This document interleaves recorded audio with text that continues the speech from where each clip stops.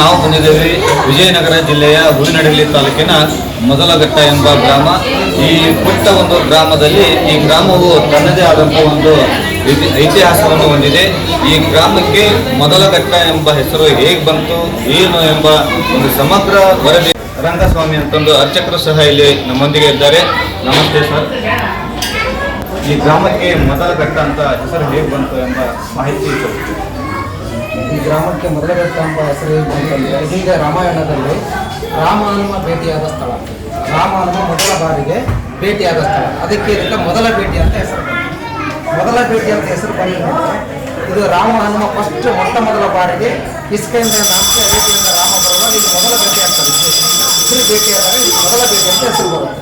ತದನಂತರದಲ್ಲಿ ಮತ್ತೆ ಈ ಗ್ರಾಮ ಮೊದಲಗಟ್ಟಿ ಅಂತ ಆಗುತ್ತೆ. ಮೊದಲಗಟ್ಟಿ ಯಾಕಾಯ್ತು ಅಂದರೆ ಹಿಂದೆ ರಾಮಾಯಣದಲ್ಲಿ ರಾಮ ಹನುಮ ಭೇಟಿ ಆಗ್ತಾರೆ, ಮತ್ತೆ ಯಾವುದೋ ಇದರಲ್ಲಿ ಮಹಾಭಾರತದಲ್ಲಿ ಜನ್ಮೇಜರಾಜರು ಈ ಆಂಜನೇಯನ ಪ್ರತಿಷ್ಠಾಪನೆ ಮಾಡ್ತಾರೆ. ತದನಂತರ ಜನ್ಮೇಜರಾಜರು ಪ್ರತಿಷ್ಠಾಪನೆ ಮಾಡಿದ್ಮೇಲೆ ಕಾಲಾಂತರದಿಂದ ತುಂಗಭದ್ರಾ ನದಿಯನ್ನು ನೆಲೆಸಿರ್ತಾರೆ. ಮತ್ತೆ ಜನ್ಮೇಜರ ಆದಮೇಲೆ ವ್ಯಾಸರಾಯರು ಮರು ಪ್ರತಿಷ್ಠಾಪನೆ ಮಾಡ್ತಾರೆ. ಇದು ತುಂಬ ಇತಿಹಾಸವನ್ನು ಹೇಳ್ತಾರೆ. ಇಲ್ಲಿ ಮೊದಲಘಟ್ಟ ಅಂತ ಅದಕ್ಕಿಂತ ಮತ್ತೆ ಬೇರೆ ಯಾವುದಾದ್ರು ಹೆಸರು ಇಲ್ಲ, ಮೊದಲ ಭೇಟಿ ಅಂತ ಮೊದಲ ಭೇಟಿ ಅಂತ ಅವರು ಭೇಟಿ ಆದ ತಕ್ಷಣ ಮೊದಲಘಟ್ಟ.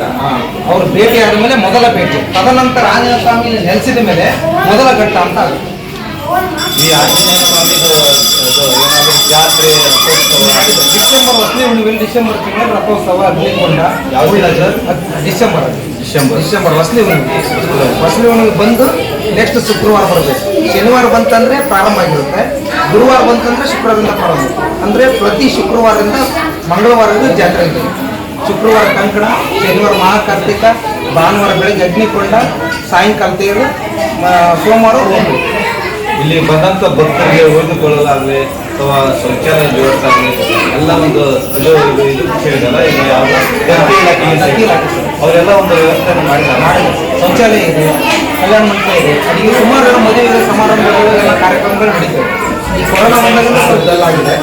ಪ್ರತಿ ತಿಂಗಳು ಸುಮಾರು ಒಂದು 7 ಮದುವೆ ಬರ್ತಕ್ಕಂಥ ಜನ ಸಾಕಷ್ಟಿದ್ದಾರೆ. ಎಲ್ಲರಿಗೂ ನಮಸ್ತೆ.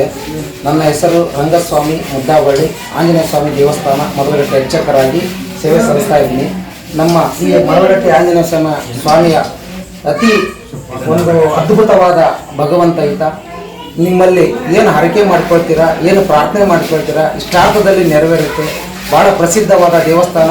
ವಿಜಯನಗರ ಜಿಲ್ಲಾ ಹೂವಿನಡಗಲಿ ತಾಲೂಕು ಮೊದಲಘಟ್ಟಿ ಎಂಬ ಗ್ರಾಮದಲ್ಲಿ ಶ್ರೀ ಆಂಜನೇಯ ಸ್ವಾಮಿ ಮಾತನಾಡುವ ದೇವರೇ ಎಂದು ಮುಖ್ಯ ಪ್ರಾಣ ಎಂದು ಕರೆಯುತ್ತಾರೆ.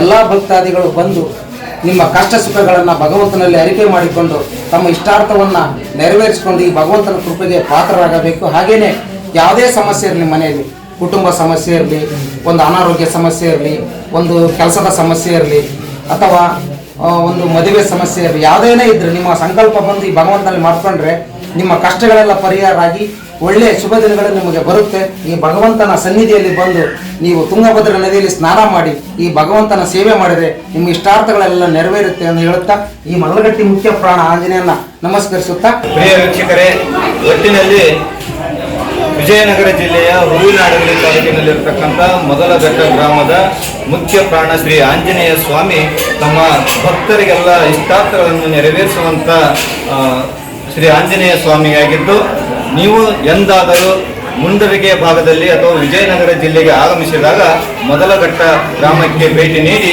ಆಂಜನೇಯ ಸ್ವಾಮಿಯ ದರ್ಶನವನ್ನು ಪಡೆದು ಪುನೀತರಾಗಬೇಕೆಂದು ತಮ್ಮಲ್ಲಿ ಕೇಳ್ಕೊಳ್ತಾ ಇದ್ದೀವಿ.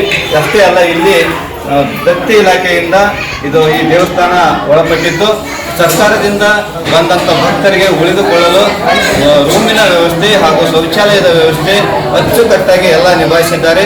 ಭಕ್ತಾದಿಗಳು ಹೆಚ್ಚಿನ ಸಂಖ್ಯೆಯಲ್ಲಿ ಈ ಗ್ರಾಮಕ್ಕೆ ಬಂದು ಶ್ರೀ ಆಂಜನೇಯ ಸ್ವಾಮಿಯ ದರ್ಶನವನ್ನು ಪಡಿಬೇಕಂತ ಕೇಳ್ತಾ ತಮ್ಮೆಲ್ಲರಿಗೂ ಹೃದಯಪೂರ್ವಕವಾದ ಧನ್ಯವಾದಗಳು. ನಮಸ್ತೆ.